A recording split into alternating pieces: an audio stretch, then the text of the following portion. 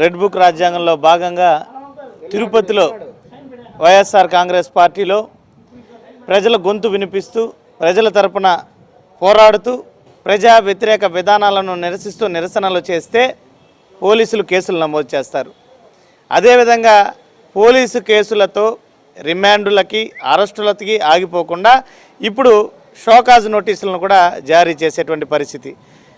తిరుపతి నియోజకవర్గ సమన్వయకర్త భూమన అభినయరెడ్డి గారి సారథ్యంలో గత 2 సంవత్సరాలుగా అనేక రకాలైనటువంటి పోరాటాలు ఏదైతే కూటమి ప్రభుత్వం అధికారంలోకి వస్తే చేస్తామని హామీలు ఇచ్చారో సూపర్ 6 అమలు చేయకపోతే ప్రశ్నిస్తే దాని మీద పోలీస్ కేసు నమోదు చేస్తారు.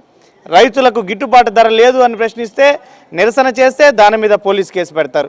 విద్యార్థులకు ఫీజు రియంబర్స్మెంట్ లేదు, విద్యా దీవెన లేదు, వసతి దీవెన లేదంటే దాని మీద పోలీస్ కేసు నమోదు చేస్తారు. అయ్యా ఫ్రీ బస్ ఎక్కడానికి నిరసన వ్యక్తం చేస్తే పోలీస్ కేసు నమోదు చేస్తారు.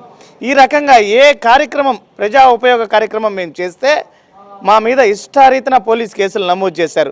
ఇప్పటికీ పోలీసులే దాదాపు 23 పైగా కేసులు నమోదు చేసి ఇప్పుడు మమ్మల్ని హ్యాబిచువల్ అఫెండర్స్గా మమ్మల్ని పేర్కొంటూ సంఘ విద్రోహ శక్తులుగా మేము ట్రబుల్ మేకర్లుగా విద్వేషాలను రెచ్చగొట్టేటువంటి వ్యక్తులుగా మమ్మల్ని చిత్రీకరిస్తూ ఈరోజు పోలీసులు తహసీల్దార్ గారి దగ్గర నుంచి మాకు షోకాజ్ నోటీస్ని జారీ చేయడం జరిగింది.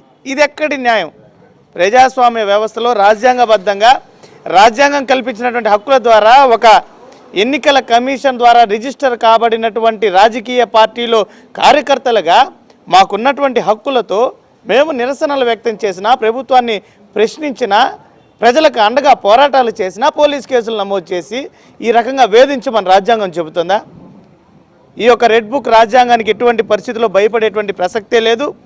ఎక్కడ కూడా ఈ కేసులతో కానీ అరెస్టులతో కానీ రిమాండ్లతో కానీ మేము భయపడి మా పోరాటాలని ఆపేటువంటి ప్రసక్తే లేదు.